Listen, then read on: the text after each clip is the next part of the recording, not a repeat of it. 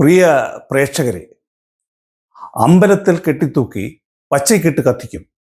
ഈ മുദ്രാവാക്യം നിങ്ങൾ കേട്ടിട്ടുണ്ടോ? കഴിഞ്ഞ വർഷം കാസർഗോഡ് നടന്ന ഒരു പ്രമുഖ മതേതര പാർട്ടിയുടെ ജാഥയിൽ കേട്ട മുദ്രാവാക്യമാണിത്. ഇത് ഇപ്പോൾ ഇവിടെ പറയാൻ ഒരു കാരണമുണ്ട്. നൂപുർ ശർമ്മ BJPയുടെ ദേശീയ വക്താവായിരുന്നു.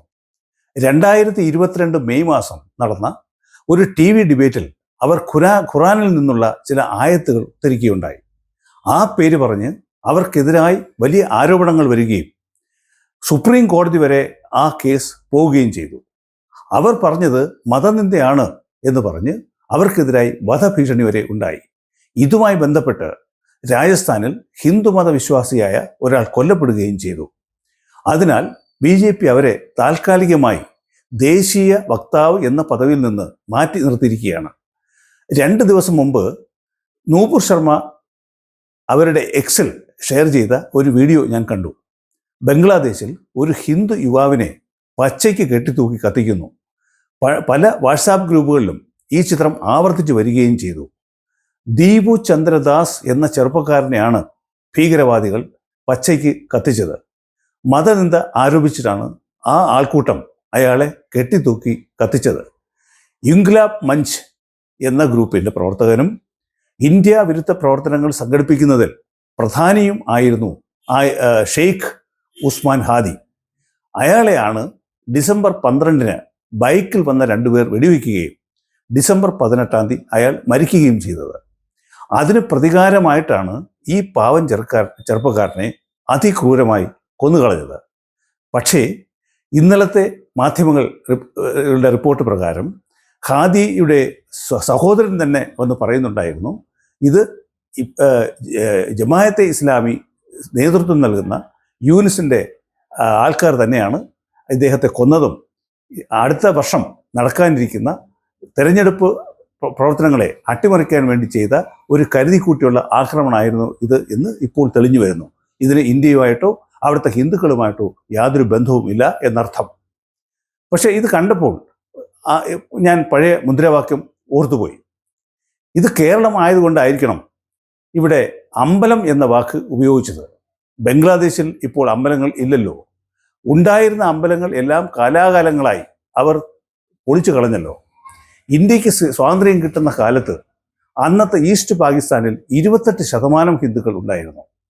1971 ബംഗ്ലാദേശ് രൂപപ്പെടുമ്പോൾ ഹിന്ദുക്കൾ 14% കുറഞ്ഞു. അതായത് ഹിന്ദുക്കൾ പകുതിയായി എന്നർത്ഥം.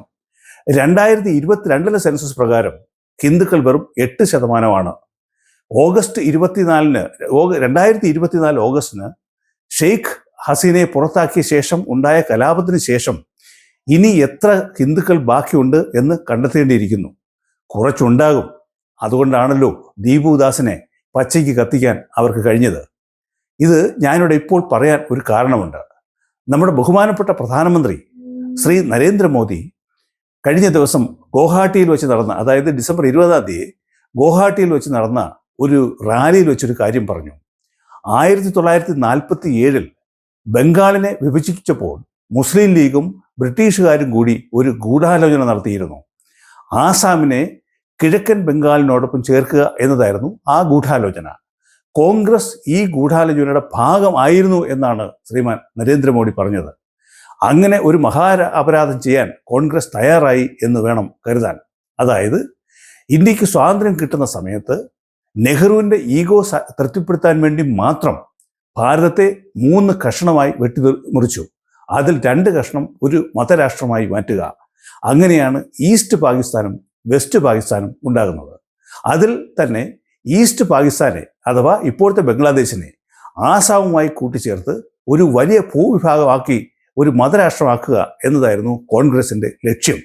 പക്ഷേ ദേശീയതയിൽ വിശ്വസിച്ചിരുന്ന സർദാർ പട്ടേൽ തുടങ്ങി ചുരുക്കം ചില നേതാക്കളുടെ അവസരോചിതമായ ഇടപെടൽ മൂലം ആണ് അത് അന്ന് നടക്കാതെ പോയത്. കോൺഗ്രസിൻ്റെ ഗൂഢാലോചന അന്ന് സഫലമായിരുന്നെങ്കിൽ കുറെ കൂടി വിശാലമായൊരു വിപത്തിനെ നമ്മുടെ രാജ്യത്തിൻ്റെ കിഴക്കൻ ഭാഗത്ത് നിന്ന് നമുക്ക് നേരിടേണ്ടി വന്നേനെ. 1971 ഇന്ത്യ പാകിസ്ഥാൻ യുദ്ധം നമ്മൾ പലരും ഓർക്കുന്നുണ്ടാവും. അന്ന് നമ്മൾ തന്നെ സൃഷ്ടിച്ചെടുത്ത ഒരു വിപത്താണ് ഇന്ന് നാം കാണുന്ന ബംഗ്ലാദേശ്. ബംഗ്ലാദേശിൻ്റെ വിമോചനത്തിന് ശേഷം അതിനെ പുനഃസൃഷ്ടിക്കാനുള്ള പണം സമാഹരിച്ചു കൊടുത്തത് നമ്മൾ ഭാരതീയരാണ്. അന്ന് ബസ് യാത്രയ്ക്ക് നമ്മൾ 5 പൈസ അധികം കൊടുക്കണമായിരുന്നു. അതുകൂടാതെ സിനിമാ ടിക്കറ്റ് 25 പൈസ വരെ നമ്മൾ അധികം കൊടുത്തു. 1970-കളിൽ ഞാനൊരു LPS വിദ്യാർത്ഥിയായിരുന്നു. അന്ന് 5 പൈസയുടെ സ്പെഷ്യൽ സ്റ്റാമ്പ് വാങ്ങി ബംഗ്ലാദേശിന് വേണ്ടി, അവിടുത്തെ ജനങ്ങൾക്ക് വേണ്ടി, അവരുടെ പട്ടിണി മാറ്റുന്നതിന് വേണ്ടി പണം സ്വരൂപിച്ചിരുന്ന ഇന്ത്യ ഗവൺമെൻറ്റിനെ ഞാൻ ഇന്നും ഓർക്കുന്നു. അതുകൊണ്ടാണ് ഞാൻ പറഞ്ഞത്, ബംഗ്ലാദേശ് എന്ന് പറയുന്നത് നമ്മൾ സ്വയം ഉണ്ടാക്കി വെച്ച ഒരു വിപത്ത് ആണ് എന്നത്.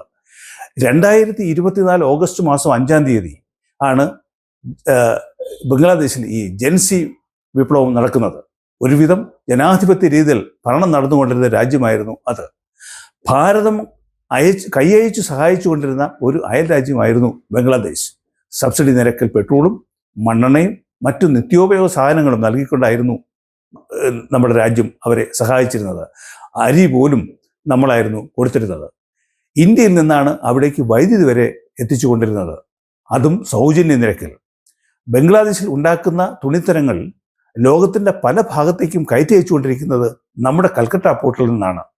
ബംഗ്ലാദേശിന് വേണ്ടി ഒരു റെയിൽ സംവിധാനം തന്നെ നമ്മൾ രൂപകൽപ്പന ചെയ്യുകയും അതിൻ്റെ പണി ഏതാണ്ട് 75% പുരോഗമിക്കുകയും ചെയ്തിരുന്നു.